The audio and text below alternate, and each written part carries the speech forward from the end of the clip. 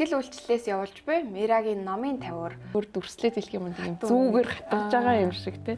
Гэтэ юм зөөлөн жимшиг хэрнээ шулуухан бурхныг хараад гайхширсан тий ингээ алмайран бишрвэ гэл баг орчуулгаас илүү гарчгаа сонгох айгүй хэцүү байсан гэх тий. Тэр бурхан чинь өөрөө намайг алмайруулад байгаамаа гэдэг санааг хэлхийн тулд ингээ Монгол руу буулгахаар хүн ер нь итгэлийн амьдралтаа юу хэрэгжүүлэх вэ тий. Бүхий л номыг бичээстэй нийцэж буй эсхэр нь жишиж үнэл. JC Braille. Итгэл үйлчлэлийн Мирагийн номын тавиур. Сайн байна уу? Танд яг одоо энэ подкастыг үзэж буй, сонсож буй цагийн мэндийг хүргэе. Итгэл үйлчлэлээс явуулж буй Мирагийн номын тавиур подкастын маань дахин нэг цаашин дугаар эхлэхэд бэлэн болсон байна. Бидний энэ удаагийн хамтдаа ярилцах ном бол John Piper зохиолчийн Бишрэм дээдлэн бурхан гэсэн энэ номын талаар хамтдаа яриа өрнүүлэх болно. Тэгээ энэ ном гол юу илэрхийлж байгаа, зохиолч маань юу илэрхийлэхийг хүссэн, ялангуяа орчуулагч таны хувьд энэ ном яг ямар өгөөчтэй санагдсан бэ? Энэ номон дээр гол одоо гарч байгаа гол зүйлсүүд юу вэ гэдэг талаар хоёулаа хамтдаа гоё ярилцъя. Тэгээд энэ номын талаар судлаад үзэхэд пастор John Piper маань болохоор Minneapolis хотын чуулганд итгэгчдийнхээ амьдралыг унаж босох олон нухчааг одоо туулан 30 гаруй жил үйлчилсэн. Одоо тэр үйлчлэлийнхаа явцад одоо их үү тэр 30 жил үйлчилсэн тэр туршлага унаж боссон маш олон зүйлсүүдэд нэгтгээд тэр Библийн ертөнцийг оронгоор нэргүүлэх 10 үнэн гэсэн энэ үнний талаар энэ ном дээр хуваалцсан байгаа тийм. Тэгэхээр энэ нэрнээс ахуулаад надад маш сонирхолтой санагдаж байгаа байхгүй. Тэгээ энэ яг энэ үгсийг Бишрэн дээдлэн бурхан гэсэн яг энэ үгсийг сонгосон нь ч гэсэн бас айгүй сонирхолтой утга учирыг агуулсан байх гэж бодож байна. Тэгэхээр өнөөдөр бид яг энэ номыг монгол хэлээр орчуулсан Гэрэлт паблишны орчуулагч Алтан цэцэг буюу Эми маань бидэнтэй ярилцахаар энд хүрэлцэн ирсэн байна. Тэгээ та өөрийгөө товчхон танилцуулаад тэгээ яагаад энэ номыг орчуулах болсон бэ? Яг гол таныг одоо хөдөлгсөн тэр зүйл юу вэ? Танд юу нь онцгой санагдсан бэ энэ ном? Сайн байна уу? Намайг бас оролцуулж байгаад баярлалаа. Гэрэлтийн ер нь бол орчуулгыг хийдэг. Тэгээд Бишрэн дээдлэн бурхан гэдэг ном болохоор миний яг хамгийн анхны одоо төсөл ихүү. Тий. Гэрэлттэй хамт орчуулга хийгээд мэдээж нөгөө John Piper-гийн нөгөө үргэлжийн баяр хөөр гэдэг ном, цуврал номуудыг болохоор сар-сараар нь орчуулж исэн. Тэгээ яг бие дагаад орчуулсан тий анхны маань одоо яг ном гэхүү дээ. Тэр ном маш онцгой байгаа гэсэн. Хамгийн анхны төсөл. Тэгээ дээрэс нь бас нөгөө орчуулахад жоохон имижсэн нэг зүйл болохоор John Piper гоё чи өөрөө нөгөө одоо юу гэдгийг бест селлер ном одоо борлуулдаг. Бичсэн ном дандаа бест селлер болдог Америкта. Тийм зохиолч байгаа байхгүй юу?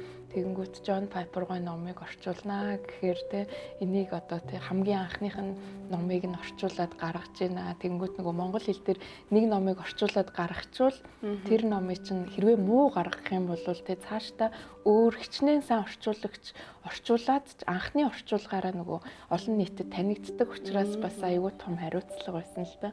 Тэгээд ямар ч гэсэн хичээж орчуулсан. Тэгээд Astonished by God буюу John Piper-гийн тэгээ нөгөө 33 жилийн туршид өөрийнхөө одоо нөгөө үйлчлэлийн туршлагаасаа хүмүүст ингээд таниулахыг хүссэн.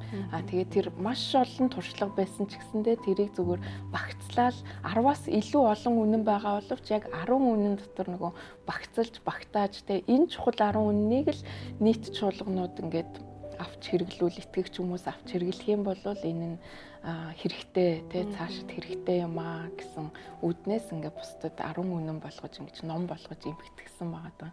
За тэгээ мэдээж энэ 10 үнэн бол нөгөө John Piper-го өөрөө ингээд нөгөө номдоо бичсэн байгаа даахгүй. Энэ 10 үнэн болохоороо ингээд ямар нэгэн тий Библиэс гаргаж ирсэн өөрийнх нь зохиосон цоо шин өвөрмөц зүйл ерөөсөө биш ээ. Энэ бол зүгээр л Библиэлд угаасаа л байж л байсан. Анхан үеийн чуулган эхлэхэд л байж л байсан. 100 жилийн өмнө ч байж л байсан. Одоо Джон Пайпергаа энэ дэлхийгээс яваад өгсөн ч байж л байх тэр үннүүдийг зүгээр л байгаа чигээр нь 10 үнэн болгож эмхтгсэн юм аа л гэсэн тэр санааг ингээ өөрөө хэлсэн байгаа. Тэгээд энэхүү үнэн нь тэгээ өнөөдрийг хүртэл чуулганыг одоо босгон байгуулсаар ирсэн, өнөөдрийг хүртэл үнэн байсаар ирсэн. Үнэн гэдэг чинь өөрөө угаасаа л нөгөө байнга л үнэн байх зүйлийн тухай хөдөлшгүй байж л байдаг. Тэгэхээр яг тэр зүйлийн тухай л би ингээд эмхтгсэн юм аа гэд ингээд хэлсэн маань. Тэгээд энэ хүний бас нөгөө тэ ямар зүйл нь таалагдсан бэ? Онцгой зүйл нь юу байсан бэ гэдэг юм бол яг хөө Джон Пайпергаа өөрөө ингээд нөгөө юмыг айгүй юм хурц тодоор илэрхийлдэг гэх юм уу та. Маш энгийн юм шиг боловч ингээд нэг юм хурц тод өгүүлэмжтэй илэрхийлэмжүүд нь ингээд нэг юм шууд нэг юм одоо зүгээр дүрслээд хэлэх юм нэг юм зүгээр хатгаж байгаа юм шиг те. Гэхдээ юм зөөлөн юм шиг хэрнээ шулуухан. Тэгээд орчуулахад болохоор нөгөө бусад номуудыг ингээ харах юм бол те ингээл нэг юм онлайн тайлбар ч юм уу одоо айгүй энгийн үг хэлэхтэй байдаг. Джон Пайпергаа ч гэсэндээ энгийн үг хэрэгэлсэн юм шиг хэрнээ нөгөө дүрслэл ихтэй учраас ингээд тэрийг монгол хэл дээр яаж буулгах вэ гэж нэг жоохон бодчихэж ингэж нөгөө буулгахгүй бол нэг тийм одоо уран яруу нэг тийм уран зохиол биш боловч нэг тийм хиллэгэнтэй нэг уран яруу бүр юм уянгалаад байхгүй ч гэсэндээ нэг айтайхан гарахгүй л болохгүй тийм өгүүд хэрэгэлсэн тийм зохиолч байсан. Тэгээд энэ хүн болохоор их тийм одоо юу гэдэг логиктэй ярьдаг сэтгэдэг тийм хүн юм шиг санагдсан. За тэгээд номын гарчиг нь болохоор Astonished by God гэдэг тийм яг ингээ нөгөө махчлаад орчуулах юм бол ингээд бурхныг хараад гайхширсан тийм ингээ алмайран бишрвэ гэл нэг тиймэрхүү утгатай. Тэгээд ингээд Монгол руу яг тэгээ болгочих юм бол тийм нөгөө номын гарчиг чи өөрөө тухайн номыг нөгөө сонирхож унших гол сэтлийг төрүүлдэг зүйл тэгээ Монгол хүмүүсийнхаа сэтгэлгээнд те бурхныг хараад алмайр өвч юм. Нэг орчуулж ерөөсөө болж ихгүй. Тэгээ нөгөө номын гарчиг сонгох чи айгу хэцүү юм бэлээ. Тэгээ нөгөө багаараа ингээл те айгүй олон сонголтуудыг ингээл гаргаал те ярилцаал зөвшөлцөөл тэгэл айгүйх бодож тунгаас нийцс баг орчуулгаасаа илүү гарчгаа сонгох айгүй хэцүү байсан гэх те.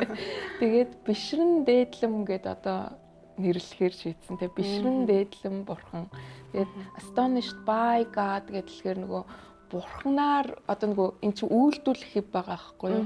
Нөгөө шууд ингэж өөрөө үйлдэх биш ингээд бурхан өөрөө л угаасаа ингээд нэг альва нэг юм байж хахад тэр зүгээр оршин байгаа нь л өөрөө харангуут ингээд нэг юм хүн ямар нэг юм хүчилж ингэж алмаарч бишрэхгүй штэ. Эргээл харсан чинь нэг гайхалтай зүйл байсан. Бишрэхээс өөр аргагүй зүйл байсан боيو. Тэр бурхан чинь өөрөө намайг алмааруулад байгаамаа гэдэг санааг хэлхийн тулд ингээ Монгол руу буулгахаар юу байж болох вэ гэж бодгоо нөө нийтлэгтэй итгэгч биш хүмүүс ч гэсэндээ биширж дээдлэх тухай айгүйх ярьдаг те хүндэтгэж мөргмөөр бурхан гэчүүл зөвхөн христэтгэгчдэд л ойлгох гол чинь биширж дээдэлдэг чанар бол угаасаа нэг итгэгч биш хүмүүст ч гээд байдаг учраас бишрэн дээдлэн бурхан гэж хэлвэл айгүй нийтлэг ойлгомжтой байх юм байна гэд бишрэн дээдлэн бурхан гэж тэгж нэрлэж байсан. Тэгээд маш их туршлага болсон номоо. Тэгэхээр нөгөө нэг одоо нийгэмдэр ч гэсэн хүмүүс орчуулсан номороо овоглоод нөгөө нийгэмд танигдаал явдаг шүү дээ. Яг тэрнтэй адилхан тайд маань ч гэсэн одоо таны хувьд ч гэсэн магадгүй овоглож байгаа хтэй энэ номоор энэ номын орчуулагч гэж явж байгаа. Тэгэхээр танд бас маш гоё онцгой хэмсгэлийг төрүүлж байгаа. Хоёлаа ном руугаа орох юм бол энэ ном маань маш олон санаануудыг мэдээж хэлж байгаа. Тэгээд над нөгөө нэг хальт нөгөө харангууд маш олон зүйлсүүд нөгөө бурхан, ариун сүнс, Иесус Христ, чуулганы талаар илгээлт тэр утгааны гэр бүлийг хүртэл ингээд оролцуулсан маш олон зүйлсүүдийг 10 бүлэгт хуваасан биз дээ. Тэгэхээр таны хувьд яг одоо бид хоёрт бас хугацаа өгсөн учраас энэ хугацаанд тааруулаад та магадгүй намаас хоёрыг нь ч юм уу те сонгоод за яг энэ үнний талаар л би та нартай хуваалцмаар байна. Сонсогчтойгоо хуваалцмаар байна гэвэл та их сонгоод яриа дэ хоёлоо хаандаа. Тийм. Яг нь надад зүгээр нөгөө хоёр зүйлэл орж ирж байна л да. Яг нөгөө Бурхны нэр алдар. Тэгээд Христ итгэлийн гедонизм гэдэг тэр хоёр зүйл. Тэгээд Христ итгэлийн гедонизм гэдэг ойлголтыг Джон Пайпергаа өөрөө яг нөгөө танилцуулсан юм билээ. Тийм болохоор зүгээр нөгөө онцгой санагдаад гэх юм уу та.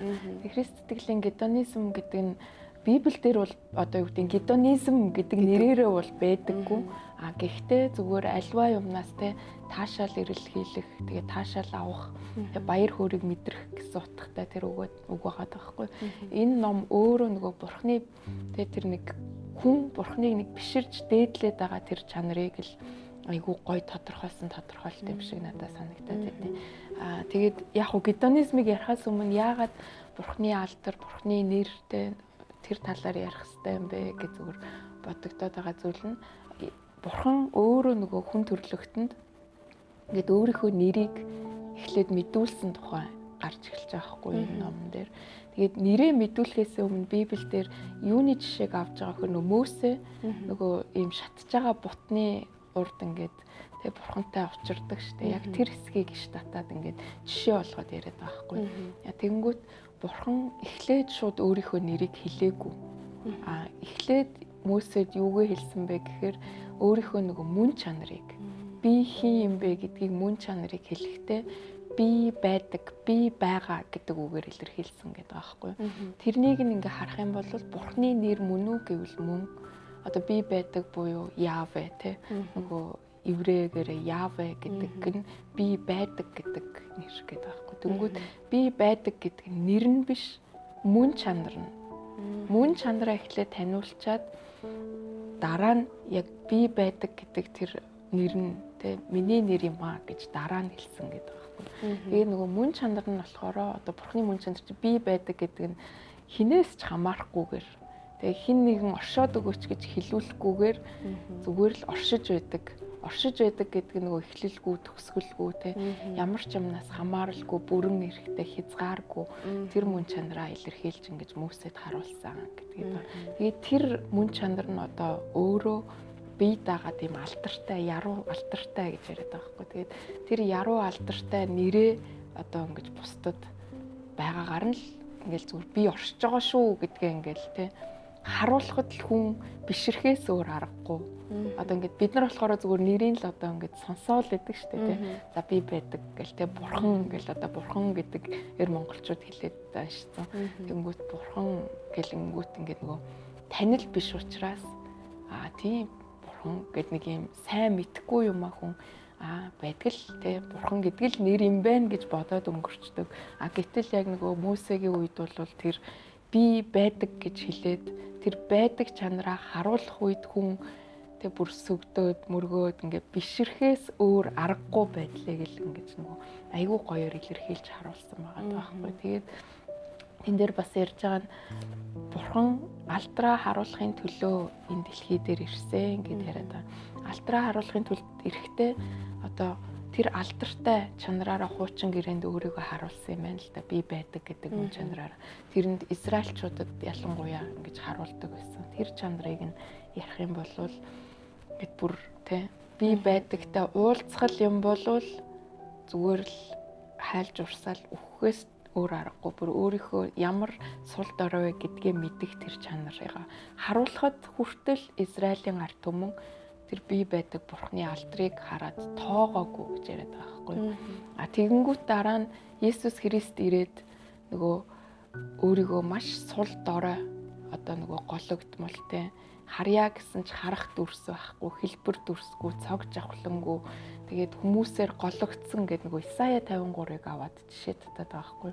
Бурхны яруу алдартай мөн чанарын эсрэг нь одоо нөгөө тийм гологдсон, хэв дүрсгүй ингээд ирэхэд хүртэл Бурхныг голсон буюу хүний мөн чанар өөрөө тэр биширч дээдлмээр Бурхныг биширч дээдлмээр өөрийнхөө жинхэнэ мөн чанараар ирэхэд ч голсон бүр хинч биш те зүгээр ингээл те хүмүүсээр гологдож хаягдаал загалмай дээр цавдлагдал алагдал ингэхэд хүртэл голсон буюу ингээд мөн чанарын ерөөсөө хүмүүс ойлгоогүй маа. Гэхдээ энэ бүх мөн чанар нь те хамгийн яруу алдартайгаас хамгийн дорой хүртлээ энэ мөн чанар нь аль аль нь Бурхны өөрийнх нь өөрийгөө нөгөө хүн төрөлхтөнд ингэж нөгөө бууж ирж таниулах гэсэн мөн чанар нь тэр алдар нь байсан юм а. Тэр одоо дорд байдал нь ч гэсэндээ бурхны нэгүүлслийнх нь буюу нэгүүлслийнх нь алдар гэж бас хэлээд байгаа байхгүй юу. Өөрийнхөө нэрийг таниулахын тулд ингээ нэгүүлслийнхаа алдрыг харуулахын тулд ийм дорд мөн чанараар хүртэл ирсэн юм а. Энэ чанараараа ирэхэд ч гэсэндээ хүмүүс таниагүй гэдэг ингээд яриад байгаа байхгүй. Тэгээд тэр загалмай дээр яг тэр яруу алдар болон дорд байдал нь аль алинд хамтдаа уулзсан цэг байсан. Тэрэн дээр бурхан өөрийгөө төгс харуулсан гэж яриад байгаа байхгүй.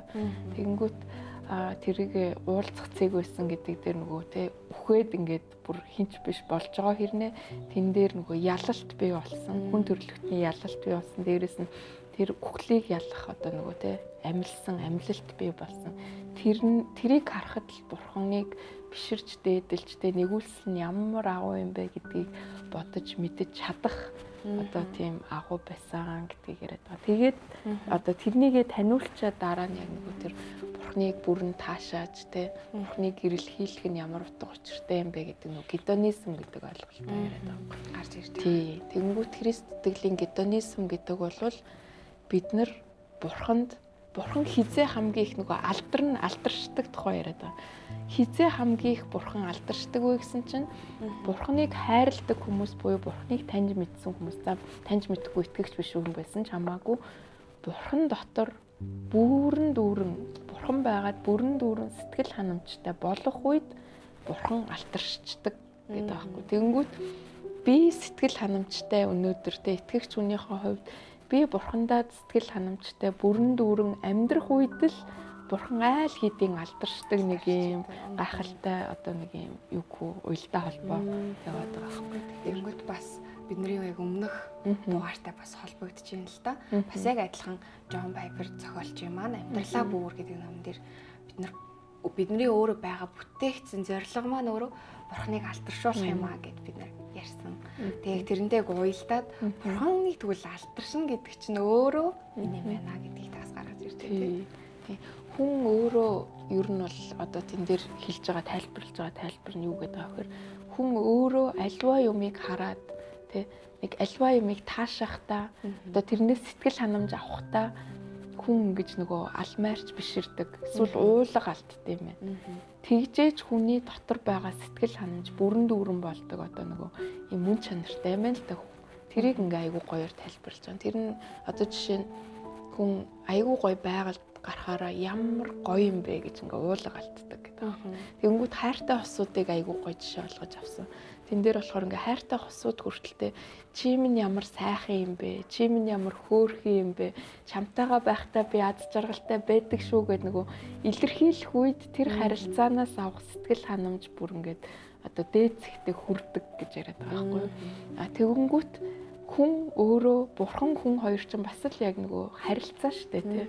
Тэгэнгүүт хүн хооронд тий ялангуяа хосууд хооронд ингээд нэгээ одоо юу гэдэг хайрлаж байгаа одоо биширж байгаа өхөөрдөж байгаа тэр хэлбэр нь амаараа илэрхийлжээж бүрэн гүйцэд болдогтой яг адилхан бурхан хүн хоёрын харилцаа ч гэсэндээ нөгөө бурхан бол туйлын одоо нөгөө агуу мөн чанартай тий бий байдаг гэдэг мөн чанартай учраас бид нар л одоо бурханыг таашааж бид нар л биширж тэрэнд уулга алтна гэхээс биш бурхан бол угаасаа бие дагаад өөрөөрөө угаасаа ингээд тэ одоо юу гэдэг бүрэн гүйцэд оршиж байгаа шүү дээ. Нэг бүрэн өөрийгөө таашааж оршиж байгаа тэр байдал донд би хүн гэдэг тэ бурханыг харчаад ямар агуу бурхан бэ? Та ямар сайхан юм бэ? Та л байгаа учраас би өнөөдөр ийм сайхан байна гэж хэлж явах үедээ яадаг вэ гэхээр би бүрэн гүйцэд нэг сэтгэл одоо ханамж маань бүрэн дүүрчээд юм байна л да. Тэр үед би бүрэн дүүрчих үед бурхан өөрөө аль хэдийн алдаршсан байдаг. Түүнээс биш бурхан нэгтэй нэг юм хатуу харгас юу гэдэг нэг юм диктатор те зүгээр л нэг хүнийг ингээд нэг юм хүчээр те одоо өөртөө мөргүүлц өгдүүлээл ингээд байгаа биш. Хүний зүгээр бүтээгдсэн мөн чанар нь л өөрөө альва юмыг харж одоо биширч дээдлэхээрээ тэрнийгээ бүр ингэж таашарч уулга алтгаараа л тэр нь өөрөө өөрийг нь ад жаргалтай сайхан болгодгоо л гэсэн тэр Христ итгэлийн гедонизмыг яриад байгаа юм байна лээ. За тэгээ бурхан болохоор нөгөө өөрөө туйлын буюу төгс мөн чанартай учраас өөр хүн альва зүйлийг одоо юу гэдэг хосууд ч гэсэндээ төгс биш шүү дээ. Нөгөө бидний нөгөө сэтгэл ханамж аз жаргал хэсэг хугацаанд байж байгаа. За 3-аас 5 жилтэй нөгөө сэтгэл зүйчд ярьдаг шүү дээ. 3-аас 5 жил байж байгаад ингээд нэг юм бөхтөгч гэдэг юм уу те нэг хүчлэх хэрэгтэй болдог. Харин бурхан бол нөгөө туйлын төгс учраас би өдөр болгон уулга алдаж талархаж баярлсан ч миний аз жаргал дүүрсээр байх тэр төгсөшгүй байдлыг л өгдөг учраас л би Христ итгэл дотроо одоо юу гэдэг Бурханыгаа хараад уулга алдах үедээ л үргэлж дүүрэн аз жаргалтай байна л гэсэн утга санааг илэрхийлсэн юм байна гэж байна. Христэд суурилсан захин болон сонсдог ном. Bible podcast-ийн цогц платформ. Өөрийгөө гэрэлтүүл, амьдралаа гэрэлтүүл. Гэрэлт айп хаач хизээч хам. Гэрэлт айп. Маш гайхалтай юу вэ те? Тэгвэл бид нар яг өнөөдөр одоо юу вэ? Яг өнөөдөр бид нар Бурхантай харилцаан дээрээ сонсож байгаа магадгүй сонсож байгаа сонсогч маань болон магадгүй би ч юм уу те одоо амьдрал дээрээ яг бодтойроо хэрэгжүүлэхэд магадгүй сая бид нарыг Бурхан бидэрт хамгийн сайн сайхныг хүсдэг нэг юм шүү дээ. Тэгэхээр Бурханы дээр биднэрт хүсэж байгаа сайн сайхан тэр амар тайван тэдгээр зүйлс дээр одоо юу вэ яг түрүүний хэлсэн Бурхан алдаршаад байгаа тэр зүйлийг бид нар амьдрал дээрээ яг яаж хэрэгжүүлж болох вэ? Өнөөдөр яг ингэнгүүт бас стресстэй байдаг те ингээл нийгмийн ян маш олон хүчин зүйлсүүд биднэрт төлөвлөдөг. Тэгээд магадгүй Бурханыг алдаршуулахад хэцүү юм болов гэдэг ч юм уу. Тийм бодол орж ирж байна л да. Тэгэхээр бид нар яаж өдөр тутамдаа те яг талбар бүр дээрээ Бурханыг алдаршуулах вэ?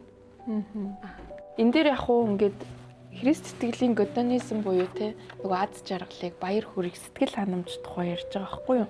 Баяр хөөр гэдэг зүйлийг ер нь бол хүн ингээд эрэлхийлж явах боломжтой гэж ингээд бодоод байдаг гинэ. Энэ дээр ингээд номон дээр бичиж байгаа. Гэтэл баяр хөөргийг эрэлхийлдэг боломжтой гэдэг зүйл бишээ бүр тэгэх ёстой зүйл гинэ. Хүн одоо баяр хөөртэй болохын тулд одоо юу гэж байгаа вэ гэхээр сэтгэл ханамжтай болсоор байх нь бидний зүрх сэтгэлд сайн гэдгийг Бурхан мэддэг учраас энийг те эзэн дотор үргэлж баяртай бай гэж бүр нөгөө тушаал хэлбэрээр хэлдэг байгаа даа л да. Тэгэнгүүт энэ нь болохоор тушаал хэлбэрээр хэлээд байгаа нь юу гэсэн үг вэ гэхээр Бурхан амар хариг гэсэн үг тийм хаан учраас тушаагаад байгаа юм биш. Бидний биеийн бүтэц тэгээ бүтээгдсэнийг шинжлэх ухаан хүртэл нотолцсон байдгийг би сайхан уншиж байсан байхгүй. Хүн ингээд нөгөө нэг одоо ялангуяа сэтгэл готролд орсон хүмүүсийг яадаг вэ гэхээр хүний одоо тархич нь хуурагддаг юм байна л да. Хүний сэтгэл хөдлөлийг ингээд нөгөө удирддаг тэр тархины хэсэг хуурагддаг гэдэг байна. Сэтгэл готролтой, аюулгүй асуудалтай байгаа хүн худлаач байсан хамаагүй ингээд нөгөө уруулаа ингээд нөгөө инээж байгаа ингээд дүр ингээд эсэх үед хүний тархи тэрийг шууд инээж гэн гэж хүлээж аваад аз жаргалын гормон ялгаруулдаг. Тийм болохоор нөгөө готрогсон хүмүүс одоо юу гэдэг нөгөө сэтгэл зүйчнэр нь зөвлөхдөө инээж байгаа юм шиг ингэж өдөр болгон дасгал хий. Тэгээд ахаар аз жаргалын гормон чи ялгарсаар байгаад тэгээд баяр хөөртэй болно гэд нөгөө зааварладаг. Тэгэнгүүт хүмүүс тэрийг итгэгч биш хүмүүс ч гэсэндээ нийгэмдэр тэрийг хэрэгжүүлээд сэтгэл гутралаа даван туулаад байгаа байхгүй. Тэгэнгүүт Библи өөрөө юугээ тушаачж гэнэ вэ гэхээр өдөр бүр баяр хөөргийг эрэлхийл гэж бүр тушаацсан те. Үргэлж баярл эзэн дотор баярл гэдэг байгаа нь тэр нь нөгөө хийх ёстой зүйл Бурхан шаардаад байгаа нь ямар нэгэн даалгавар биш. Тэгэхээр хүний бие дотор угаасаа тэр гормон ялгардгийг те Бурхан мэдж байгаа учраас өнөөдөр шинжлэх ухааны илрүүлсэн л болохоос биш Бурхан бүтээлээ мэдж байгаа учраас тэрийг эрэлхийлсээр байл гэсэн үг. Тэгэхээр нөгөө бид нар өнөөдөр те түрүүн асуусан юу гэдэг одоо нөгөө баярламар зүйл байхгүй байхад ч гэсэн яаж баярлж хөөрөх вэ гэдэг юм бол бид нар нөгөө итгэгч хүнийхээ хувьд энэ бол тушаал юм байна. Би өөрөө сайн зүйл юм байна. Нэг харигстаад тэгээд байгаа юм биш байна гэх нөгөө миний сайн сайхны төлөө гэж ойлгох үед хүн альва зүйлийг ингээ хийдэг шүү дээ. Тэгэхээр угаасаа л хүн баяр хөөргийг эрэлхийлдэг. Бурхан нэг таньдагч бай, таньдгүйч бай те. Бурханыг одоо баяр хөөргийг нөгөө хүн эрэлхийлдэг учраас тэрийг зүгээр хийчгэд яагаад болохгүй гэж гэдэг л сэтгэлээр би баяр хөөргийг эрэлхийлсээр байдаа. А гэхдээ баяр хөөрийн нөгөө их сурвалж нь хаанаас вэ гэдгээ л олчий гэд. За тэгвэл бурхан намайг те өөрт нь те сэтгэл ханамжтай бай, бүх юмыг те боломжтой гэж хэлсэн бурхан юм байна. Бүх зүйлийг тэр хийдэм байх нөгөө би байгаа буюу би байдаг штэ. Би бол сүр жавхлантай штэ гэж хэлээд байгаа үгэнд нь итгэл та нэрээ тийм штэ гэл одоо тэр бурхан дотроо одоо байгаадаа сэтгэл ханамжтай байхад болох юм байна гэдэг аахгүй. Тэгээ бас нэг хэсэг гинт санагдлаа л да. Одоо энэ ном дээр бурхан өөрөө бүрэн эрх мэдэлтэй, бүрэн эрхт бурхан гэдэг аахгүй. Тэгэнгүүт бүрэн эрхт бурхан гэхээр нөгөө ихэнх хүмүүс тэгэж асуудаг штэ. Бид нар ингээ өнөөдөр энэ дэлхий чинь муу мохоогоор дүүрэн байна те. Хүмүүс зэрэмдэг болж байна. Тэгээд бурхан чинь хаана байгаа юм? Бурхан хайччваа гэж яриад байдаг. Тэгэнгүүт нөгөө бүрэн эрхт байдал гэдэг нь бурхан тэр зүйлийг ч гэсэндээ яг үннийг хэлэхэд өнөөдөр зөвшөөрөөгүй бол тэр зүйл болохгүй л байх байсан гэдэг одоо хөдөлшгүй үнэн. Айгүй хэцүү сонсогдож байгаа боловч те хөдөлшгүй үннийг Джон Пайпер гоо яриад байгаа байхгүй. Тэгээд тэрийг нөгөө Йовын жишээгээр хэлээд байгаа. Йов одоо юу гэдэг бүх юм л төгс байсан, сайхан байсан, амьдарч байсан. Тэгтэл нэг л өдөр те бүх юм нуран ундаг. Тэгэнгүүт тэр Йовын амьдралыг нуран унгаас нь сатан юм уу, бурхан юм уу гэд ингээд нөгөө хүмүүс тэрэн дээр ингээд юу гэдэг мэтгэлцтэй юм байна л да. Тэгэнгүүт энэ дээр энэ ном дээр юу гэж хэлж байгаа вэ гэхээр Йовыг тийм болгосон нь эцсийн дүндээ бурхан сатанд тэр зөвшөөрлийг өгөөгүй бол энэ бүхэн болохгүй байх байсан. Гэхдээ эцэстээ амийн нөгөө бурхан аваагүй. Тэнгүүд сатан өөрөө очиод нөгөө тэг бурханы хөвгүүдийн дунд бурханы оршихуйд айлчлан очиод танай Йов чинь ийм гэж штэ, тийм гэж штэ гэдэг ингээд нөгөө бурхныг одоо сорьсоор байгаад гэдэг юм өдөөсөр байгаад тэгээд тэгвэл чи амийн лавж болохгүй шүү гэж хэлээд тэг бурхан зөвшөөрөөд тэгээд сатан бүх юм одоо сүрүүлдэг штэ тий. Яг тэрийг яриад байгаа. Тэрэн дунд ч гэсэндээ хүн энэ бол бүрэн эрхт бурхны л хийж байгаа зүйл юм байна. Тэрэн дундаач би ингээд тий бурхан дотор бурхан өгдөг бас авдаг. Тийм учраас бурхны нэр алдар шиг гэж хэлж чадах тэр зүрх зориг байх үед миний сэтгэл тэр зовлон дундаач бүрэн дүүрэн одоо сэтгэл ханамжтай болдог. Тэр үед ч нөгөө бурхан алдаршчээдгаа гэдгийг яриад байгаа байхгүй юу? Хүн бузар мууг хийгээд зовсноос илүү зөвийг хийгээд зовсон нь илүү дээрээ гэд нөгөө шин гэрээн дээр бичсэн байдаг. Тэр ишлэлээр ингээд бас зөөрлүүлж яриад байгаа байхгүй юу? Тэгэнгүүт Йовын амьдралыг харуул хэдийгээр зовсон ч гэсэндээ эцэст нь бүх юмыг 2 дахин үржүүлж авдаг штеп. Эхнэрээ 2 дахин үржүүлээ үлдээ. 2 дахин өрөөлөг авдаг тий өрөөлн тий үр хөвгтүүдээ бас буцааж авдаг. Тэгэхээр ингээд эргээд ирдэг шүү л гэдгийг одоо баяр хөөрийн эзэн сэргээд юм байна. Аль ч нөхцөл байдалтай л баяр хөөртэй байгаа сурчгаал гэдгийг яриад байна л гэж байна. Тэгээ сая баяр хөөрийн тухай ярьсан чинь би бас нэгэн настай пастрын номлолыг сонсож байхад тэр хүн бас нөгөө хүний гэрчлэл дамжуулж ярьжсэн байхгүй. Тэгээ тэр нь нэлээд нөгөө нас явсан пастор ер нь нэг юм амьдралынхаа сүүлийн жил рүү ороод одоо амьдралаа сайнаар дуусгах үе рүү орсон гэж байгаа байхгүй. Тэгээ тэр үедээ бурхны өмнө ямар шийдвэр гаргасан бэ гэхээр за би бурхны өмнө тэгээ би баяр хөөртэй байхын шийдвэрийг гаргаж байна гэх тийм шийдвэрийг гаргасан гэд одоо гэрчлээд ярьж байгаа байхгүй. Тэгээ би тэрийг сонсож байхдаа бас сая таны хэлснийг сонсож байхдаа бид нэр яагаад тийм сүулт энийг одоо ойлгоч ч юм уу яагаад ийм сүулт гарах хэвтэй. Яг одоо л бидний амьдралдаа баяр хөөртэй байх тэр шийдвэрийг гаргасаар байх хэвтэй. Түрүүн хэлсэн тэр амьдралын ямар ч цаг үед ямар ч одоо шуурга дунд те энэ шийдвэр яг энэ байх тэр гол их сурвалж тэр зүйлээ ингээ алдахгүй явах бид нар боломжтой байна. Заавал хөшөрхөөрөө энэ шийдвэр гаргахыг биш. Яг одоо ч гэсэн би эзний өмнө гой баяр хөөртэй байх тэр шийдвэрийг гаргаад бурхны тэгээд тэр байдлаараа би бас алдаршуулад явах боломжтой гэдэг зүйлийг бас санд байна.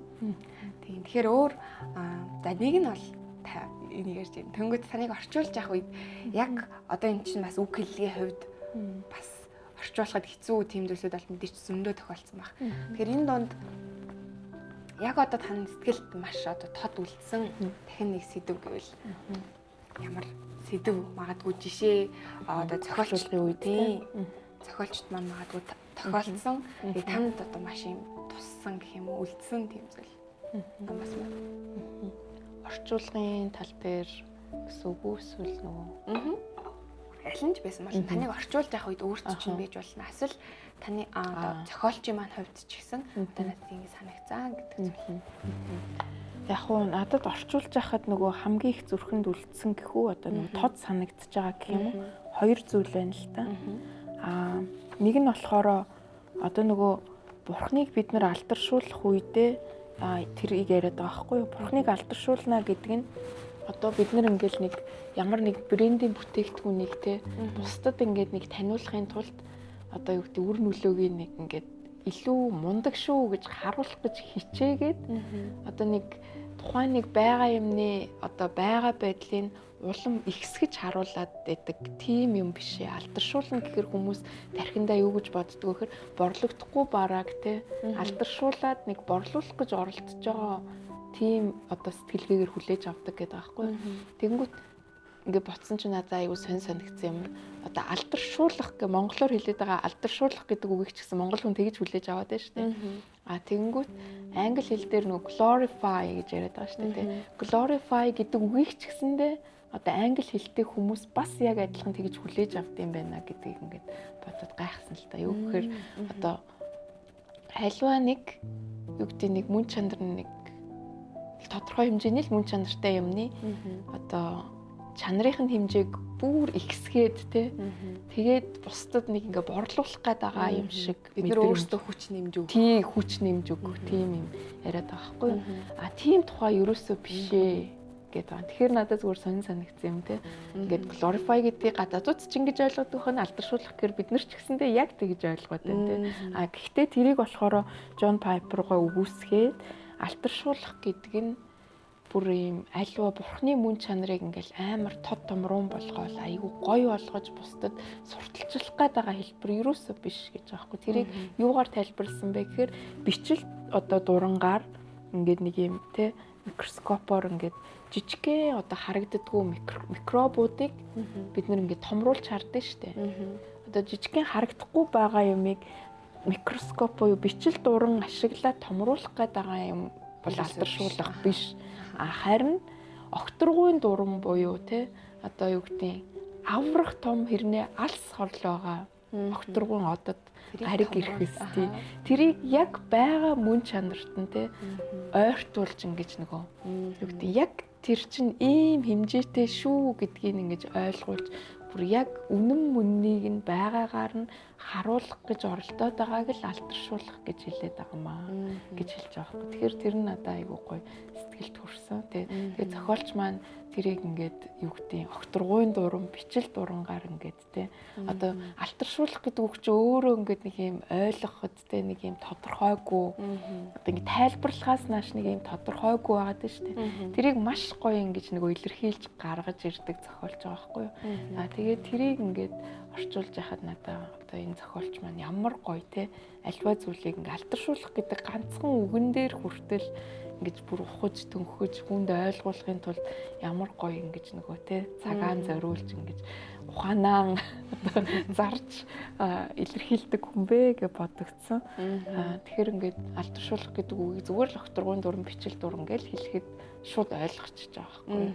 Гэхдээ алдаршуулсан бидний одоо үг хэл хүртэл тэр одоо яг нэг огторгуйн дуран чинь тэ од гаргисыг хичнээн хол байгаа од гаргисыг ойртууллаа гэд тэнд нь очсон юм шиг бүр болгож чаддаггүй шүү дээ. Тэгэхээр бидний алдаршуулж байгаа үг хэл хүртэл бурхны туйлын мөн чанарыг бүрэн илэрхийлэх тийм боломжгүй гэдгийг хүртэл айгүй гоё хэлсэн.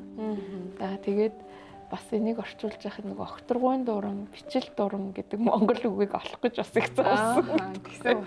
Тэ нөгөө микроскоп, телескоп гэж бид нар чинь нөгөө айгүйх хар үгийг ингээд нутагшуулаад тэр чигээр нь хэрэглээ сурцсан байлээ шүү дээ. Тэгэнгүүт нөгөө орчуулж яхад орчуулгын одоо номон дээр баримталдаг ерөнхий нөгөө орчуулагчдын нэг зарчим байдаг нь одоо ялангуяа юм нутагшуулсан гадаад үгийг гадаад хэл чигээр нь ингэж буулгахыг аль болох одоо юу гэдэг зайлсхийх хэрэгтэй гэж ярьдаг. Тэнгүүт одоо энээс зайлсхийх гэдэг микроскоп гэвэл мэдээж хүмүүс бүгд л ойлгох чинь телескоп гэвэл бүгд ойлгочих ч гэсэндээ монгол хэлэнд айгүй гоё эвтэхнэр ингээ буулгая. Тэгээ буулгахын тулд яах вэ гэл ингээл бас юу гэдэг айгүй их бодол бол бил юм байл. Одоо жижигхэн энгийн зарим хүнд энгийн л үгэл бахал та. Тэгтэл бас эн чинь тарих зарддаг юм байл. Тэгэж бодогдсон. Тэгвэл яг одоо юу хөө монгол хүмүүс цаасаа бас монголчуудын ингэж ойлгодог гэл ерөнхий нэг юм хандлагыг түрүүн хальт дурдсан шүү дээ. Яг тэрнтэй адилхан магадгүй итгэгчдийн донд яг юм яг бидний одоо нийгэмдэр байгаа юм уу? Яг юм монгол итгэгчдийн донд магадгүй жоохон арай ташаа ойлголттой байдгийн болов гэж таны зүгээс одоо бодож исэн тийм ойлголтыг чинь энэ номон дээр тайлбарласан тийм жишээ ч юм уу? Байх болов? Байхгүйсэн ч. Тиймэрхүү одоо ташаа ойлгож ирсэн. Тийм зохиогчийн маань хувьд бидний хувьд шин санагдсан. Зохиогчийн маань хувьд ингээд одоо болгосон байгаа тийм зүйл байсан болов.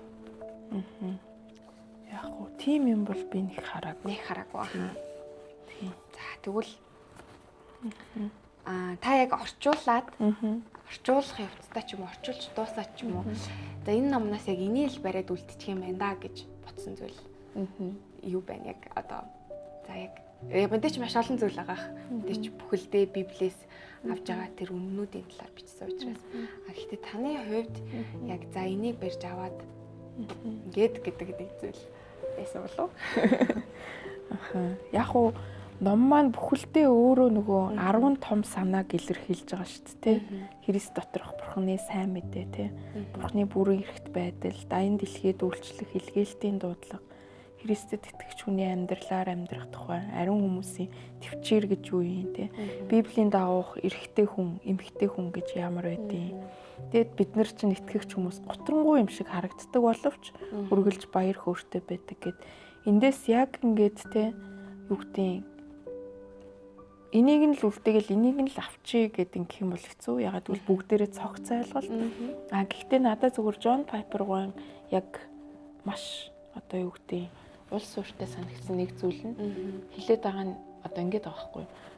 Хүмүүс ер нь бол те ингээд бичвэрийг мартчихад өөрийнхөө санааг л ярих гэдэг байгаа. Тэгээ өөрийнхөө санааг яриад ах юм бол хүн ер нь бол нөгөө те ямар нэгэн суур байхгүйгээр санаагаа л яриад байвал тэр нь явандаа гаж урсгал болт юм аа гэж яриад байгаа байхгүй. Тэгээ нөгөө ихэнх гаж урсгалууд яаж үүссэн тухай хальт дуртад өнгөрч байгаа. Тэн дээр юу гэхээр тэд нар Библийн бичсэн одоо Библи бол те маш эртний ном. Тэгэнгүүт Библи өөрөө эртний ном учраас хүмүүс юу гэж бодох гэдэг вэхээр эн чинь хуучирч. Тэгэнгүүтээ өнөөгийн орчин үеийн орчин цагийн одоо тэ бидний соёл нийгмийн онцлогт тохирохгүй юм байна. Тийм болохоор бүгдээрээ нэг өвөрмөц шин юм гаргаад ирээ. Илүү би мундаг болчихъя. Тэргээрээ ингээд онцгороо харагдчихъя гэдэг юм уу. Тийм бодол төрдгөө. Яг тэгж бодож эхлэх үед л айгүй аюултай байдээ шүү. Тэр онцгорж эхэлсэн үед л гаж урсгал гэдэг юм чинь үүсээд явчихдээ юм байна. Гэтэл сайн мэдээ гэдэг ч те Библиэд л байдаг бичвэрээсээ л ав. Дөнгөд Бурхны бүрэн эрхт байдал гэж юу юм бэ гэхээр бид нар хальж урсаал өвөрмөц онцгой гоё хилээд ах шаардлагагүй энэ Библиэд л байдаг бичвэрт л байдаг зүйлээ гэж хэлээд ингээ бүх зүйлийг эргүүлээл нөгөө бичвэрлүүн л ингээл аваачаал нөгөө Библийн үг рүү л аваачаад яг Библийн үгэн дээрээ суурлаад байгаа тэр байдал нь надаа ингээд нөгөө аюулгүй. Дээрээс нь айгүй юм юу гэдэг. Библи тий найдвартай хөдөлшгүй. Дээрээс нь тэр Библи дотор ч ухаад ахаар те энэ хүн ингээ өөрийнхөө үгээр маш гоё ингэж зүйрлэж илэрхийлж байгаа ч хизээч халихгүй байгаа байхгүй. Тэндээс нь маш их сурах юмтай санагдсан. За тэгээд дээрээс нь бас нэг юм хэлээд байгаа нь одоо эрт цагийн те мундаг одоо юу гэдэг итгэлийн бидний өмнө алхсан итгэлийн бааtruуд гэж хэлж болох те итгэлийн хүмүүс хэдийгээр Библи бичигдээгүй ч гэсэндээ өнөөдрийг хүртэл Христ итгэлийг ингээд те авчрахад нөлөөлсөн тэр одоо нэртэй зохиолч идэж байна уу, теологч идэж байна уу, тэ номлогч идэж байна уу, чуулган удирдсан хүмүүс ч байна уу. Тэр хүмүүсийг одоо бас ингэж яриад байгаа хгүй тодорхой хэмжээнд. Мэдээж хүн бурхныг багтаж бишрээд туйлын тэ бурхнаа бол багтаж биширнэ. Гэхдээ хүн гэдэг үргэлж бахархах зүйлтэй амьдрах хэрэгтэй. Тэгэхээр бид нар өөрсдийнхөө өмнө алхсан тэ одоо юу гэдэг одоо бид нар өнөөдөр Джон Пайпергаа бол бестселлер юм аа гэж ярьж штэ тэ. Тэгэж одоо даруй байж байгаа хүмүүс гэж яриад байгаа хгүй. Урд нь алхсан хүмүүсээрээ одоо нэртэй баатруудаараа бахархаж байгаа хүн хизээч өөрөө дүгийгөөд өөрөө онцгой юм үсгээд эднэр бол хинч биш юм аа гэд ингээд бардамнаад явах тийм одоо зүрх зориг байхгүй. Тийм хүмүүс бол аюулгүй найдвартай шүү гэж хэлж байгаа байхгүй. Тэгэхээр нөгөө хүн чинь бурхнаа биширж дээдлэхээс гадна одоо хүндлэл гэдэг зүйлтэй ах зах гэдэг зүйл бас бусдын алхсан одоо тэр нэг жимийг харахтаа тэдний явсан амьдралыг ч гэсэндээ хараад эднэр ч гэсэндээ туулах юмаа туулж хийх зүйлээ хийж биднэрт өвийг үлдээсэн шүү гэж бахархаж амьдрах ёстой маа гэдгийг бас ойлгуулад байгаа байхгүй. Тэгэхээр хүн чинь нөгөө нэг нэрээ бахархаж бурхнаараа бахархаж гэдэг чинь хүний яг өөрийнх нь мөн чанар тэр их гоё зүйл юм байна гэж ойлгосон. Тийм. Тэгээс таны хэлсэн чинь бас яг санаанд орж байна. Тэгээ саяхан нөгөө нэг би үйлчлэлүүд дээр хүмүүстэй хамтраад явж байгаа. Тэгээд бид нар нөгөө нэг яг үйлчлэл дээр ингээд итгэгч хүмүүс биетэйгээ нэг юм огтлолцдог шүү дээ. Уулзаад альва үйлчлэл ажил дээр хамтраад явдаг. Гэхдээ биенээсээ маш их нөгөө урмыг авч идэг. Тэгэхээр яг сая яг зохиолчийн маань бас хэлж байгаа тэр санаа бас бидний өдөр тутамд бид нар биетэй харилцахдаа биетэй уран болж идэг хамтдаа нөгөө бурхныг алдаршуулж явахдаа өөрөө сэтгэл ханамжтай баяр хөөртэй тэр амьдралыг бид нар бас хамтдаа тоолж байгаа гэдгийг сануулж байгаа юм шиг санагдаж байна. Тийм. Тэгээд ерөөдөө битэрийн ярилцах хугацаа бол дуусч байна. Тэгээд энэ ном манаас гайхалтай нэрнээсээ ахуулаад маш сонирхол татсан санагдаад байгаа хгүй юу надад. Тэгээд яг өмнөх дугаар дээр ч гэсэн хэлжсэн. Энэ бол ямар нэгэн нөгөө хүн зохиогоол ч юм уу хүн өөрийнхөө ийм философиологч гэх юм уу өөрийнхөө санааг ойлгуулах гэдэг зүйл биш.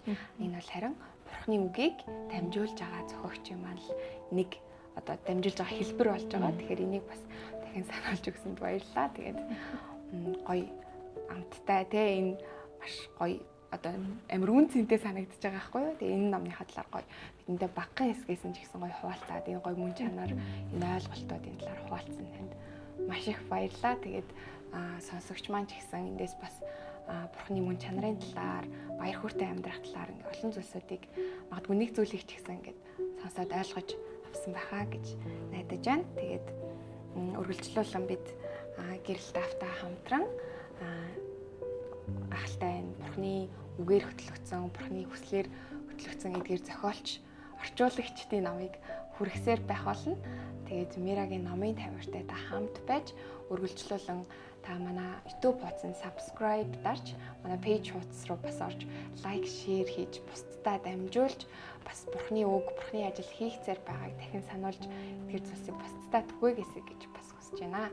Энэ хүрээд энэ подкаст маань дуусж байна. Тэгээд эндээс бас бурхны тэр мөн чанаруудыг та илүү олж авч энэ номыг үргэлжлүүлж уншаад тэр яг 10 үнэн яг юу юм, тэр дотроо яг юу байгаа гэдэг талаар бүр нарийн өмөлжиж, судалж амьдралдаа бас хэрэгжүүлээсэй гэж хүсэж байна. Тэгээд танд бас хэлэх зүйл байвал хэлж болно шүү. Тэгээ намайг бас нэвтрүүлэгтээ оролцуулсанд баярлалаа. Тэгээд гоё ялла бас орчуулсан номныхаа талаар тий жоохон ч гэсэн бас хуваалцахтаа их баяртай байлаа. Тэгээд энэ номыг маань бас авч уншаарай. Тэгээд илүү хүн нөгөө 1000 сонсохоор нэг үз гэдэг шүү дээ. Тэгээд өөртөө яг унших юм бол илүү дотор нь ороод ойлгох баха. Тэгээд энэ ном ямар ч гэсэндээ уншаад үзэхэд бол яг ингээд нөгөө хүн ер нь итгэлийн амьдралтаа юу хэрэгжүүлэх вэ тий ер нь үйлчлэл дээр яах ёстой юм бэ, итгэгч хүн чинь ер нь яаж баяр хөөртэй байд юм бэ гэдгийг бүгднийг бас тодорхой маш тий зэгцтэй тайлбарлсан байгаа. Тэгээд баярлалаа. Тэгэлээ яхаа тий бидний ярьж байгаа богинохон зүйлэл дөнгөж амталгаа л байгаа шүү дээ. Тэгээ яг жинхэнэ амтыг нь яг жинхэнэ юу гэдэг байгааг нь хүмүүс чийж л өөрөө ойлгоно. Тийм болохоор амталгаа бас гоёсэн баха гэж найдаж байна. Хамт ирсэнд баярлалаа. Тэгээ дараагийн дугаараар эргээд уулзтлаа. Баяртай. Баярлалаа. Зарим номыг амталж, заримыг нь залгиж, заримыг нь зажилж шингээж авах хэрэгтэй. Фрэнсис Бэйкон. Итгэл үйлчлэлийн Мирагийн номын тавиур.